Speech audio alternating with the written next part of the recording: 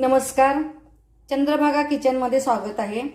बरेच दिवस मी रेसिपी काही टाकली नाही, घरच्या काही रिनोव्हेशनमुळे मला करायला काही जमलं नाही, त्यामुळे मी शॉर्ट वगैरे असे व्हिडिओ टाकत होते। पण मी तुम्हाला आज आळूची वडी करणार आहे। इथे मी आळूची पानं स्वच्छ धुवून अशी घेतलेली आहेत, त्याच्यावरची बारीक केसर वगैरे काढून। पण आपण बेसन हरभऱ्याच्या डाळीचं करतो, तर आज मी मुगाच्या डाळीचं मूग डाळ अशी भिजत घातलेली आहे बघा। ती आता बारीक मी मिक्सरला वाटून घेणार आणि त्यासाठी मी इथे असं मी 2 ओल्या मिरच्या टाकलेल्या आहेत, आलं एक 2 थोडंसं तुकडे घेतलेले आहेत, लसणाच्या एक 10-12 पाकळ्या घेतलेल्या आहेत आणि थोडंसं खोबरं घेतलेलं आहे। आणि त्याच्यामध्ये मी आता ही कोथिंबीर ही सगळी टाकणार आहे। तेवढंसंच मी वाटण करून घेणार आहे त्याचं। आणि चिंचेचा कोळ पण असा मी तयार केलेला आहे आणि ह्या आगळ पण 2 चमचे घेतलेला आहे। थोडासा लिंबूचा रस पण मी टाकणार आहे। त्यासाठी आता पहिल्यांदा आपण हे बारीक वाटून घेऊया। आपण मसाल्याबरोबर हे थोडंसं आता वाटून घेऊया। थोडीशी टाकते मुगाची डाळ, पूर्ण आता ह्याची बारीक पेस्ट करून घेऊया। जास्त पण अशी पेस्ट करायची नाही, थोडंसं रवाळ राहिलं तरी पण चालू शकतं आपल्याला। आता मिक्सरला आपण बारीक करूया। थोडंसं आता पाणी घालून आपण बारीक करूया, त्याच्यामध्ये पाणी घालूया। आता थोडंसं पाणी घालूया, चमच्याने थोडं हलवून घेऊया आपण। मूग डाळीपासून वडी केली तर पचायला पण हलका असतो।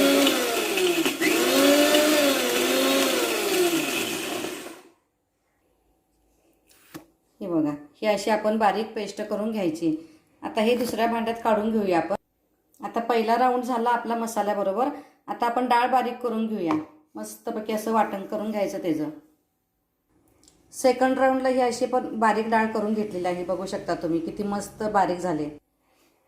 बघू शकता, हे असं मी एकदम बारीक करून घेतलेलं आहे।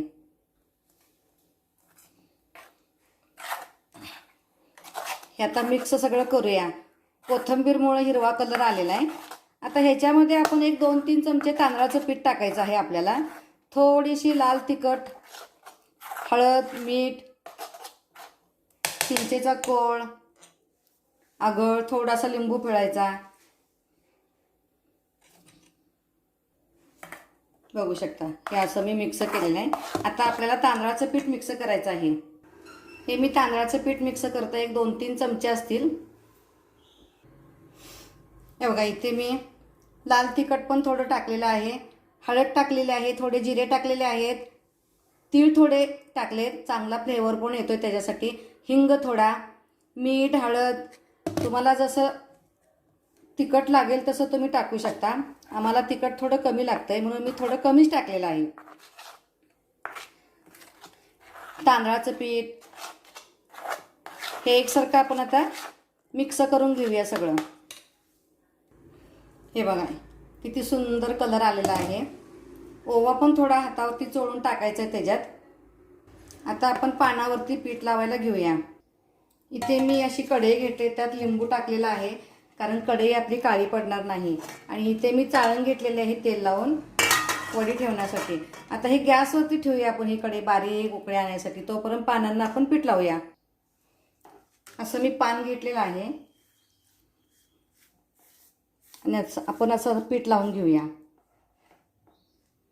तुम्ही पण असं मूग डाळीची वडी करून बघा, खूप सुंदर लागते। पित्त वगैरे काही सुद्धा होत नाही मूग डाळीमुळे। हरभऱ्याची डाळ कशी जरा पचायला जड असते, त्याच्यामुळे तुम्ही करून बघा मूग डाळीचं। आता मी दुसरा थर घेतलेला आहे लावायसाठी। पान असं तुम्ही उलट सुलट लावू शकता, तुम्हाला कसं आवडेल कसं त्या पद्धतीने तुम्ही करू शकता। जास्त घट्ट लावायचं नाही, दाट असं पातळच पीठ लावून घ्यायचं, म्हणजे बाहेर येत नाही रोल करताना। आता मी तिसरंही पान ठेवत आहे त्याच्यावरती। अजून एक असं लेयर घेत आहे मी चौथ्या पानाचं। वडी दिसायला पण खूप छान दिसते, एकसारखं लेअरमध्ये. पावसाळ्यात आळूची पानं खूप सुंदर येतात, त्यामुळे तुम्ही करायला काही हरकत नाही. आता श्रावण महिना पण सुरू होईल, त्यामुळे आळूच्या वड्या तुम्ही अवश्य करून खावा. अजून एक मी पान टाकते त्याच्यावरती.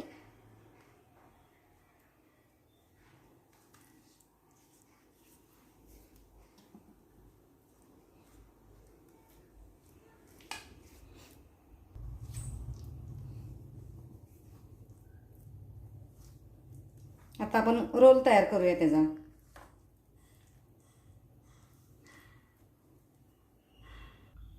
आता हा बघा, आपला हा रोल तयार झालेला आहे मस्तपैकी असा. आता दुसरा राऊंड चालू करूया आपण. एक रोल तयार झालाय, आता हा दुसरा रोल करूया. किती पानं उरलेत बघा, 1 2 3 4 5 6. आता ही 6 पानं उरलेली आहेत. त्याचा आता मस्तपैकी रोल तयार करायचा.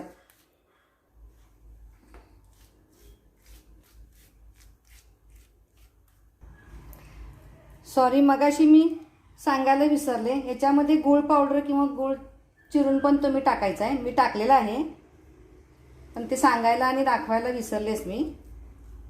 गोड आंबट अशी ही वडी खायला रुचकर छान लागते. हा एक दुसरा रोल तयार झालेला आहे. आता आपण उकडायला ठेवूया. इथं मी आता गॅसवरती ठेवलेले आहेत. आता आपण गॅस चालू करूया.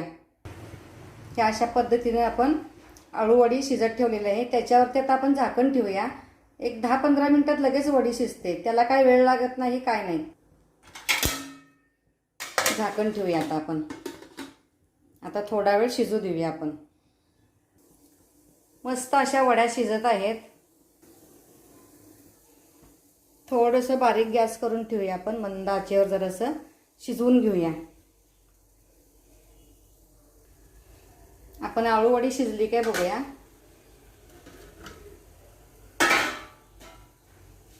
मस्तपैकी अशा आळूवड्या आपल्या बघू शकता. किती छान त्या आळूवड्या शिजत आहेत. अजून आपण थोडा वेळ झाकण टाकून ठेवूया. थोडा वेळ शिजवू देऊया आपण. आता आपल्या आळूवडी शिजली काय बघूया.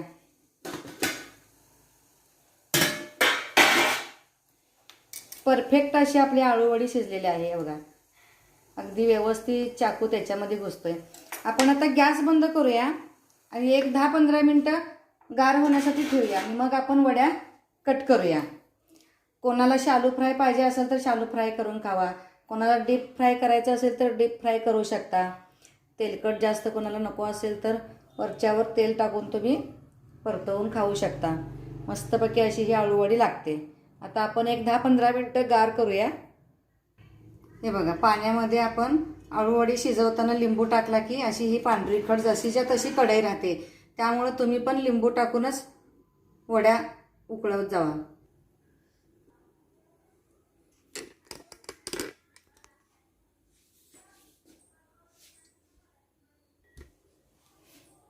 आपल्या बघा ह्या आळूवड्या अशा परफेक्ट.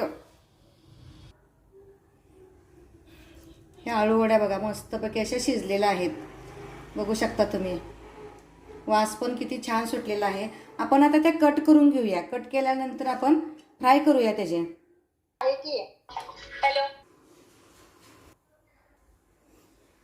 बघा किती सुंदर आपल्या अशा ह्या आळूवड्या कट झालेल्या आहेत. कुठेही त्या तुटलेल्या नाहीत, फुटलेल्या नाहीत. अगदी एकसारख्या छान अशा त्या वड्या कापल्या गेलेल्या आहेत आणि शिजलेत पण खूप छान. बघू शकता तुम्ही. हे बघा, वास तर इतका सुगंध सुटलाय. चला आपण आता तळूया किंवा डीप फ्राय करूया. तेल तापले काय पहिला बघूया आपण. तेल तापलेलं आहे. आता आपण एक एक करून अशी वडी सोडूया तेलामध्ये. थोडंसं काय वाटलं तर आपण तेल टाकू शकतो.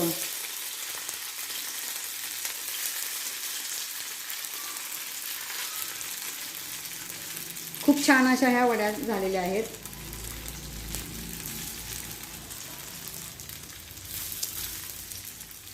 आता आपण ह्या एकसारखं असं भाजून घेऊया. आपल्याला वाटलंच तर आपण कडेने साईडनं असं तेल सोडूया. आपण आता परतवून घेऊया वडी. एकसारखं असं सगळीकडून भाजून घेऊया.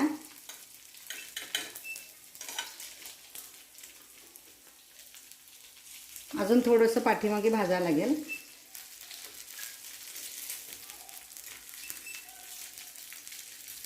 बघा वडी आपली कुठेही सुटलेली नाही आहे. पीठ वगैरे अगदी बघू शकता आपल्या ह्या आळू वड्या किती छान अशा झालेल्या आहेत, कुरकुरीत मस्तपैकी. कलर पण खूप सुंदर आलेला आहे. आपण आता डिशमध्ये काढून घेऊया.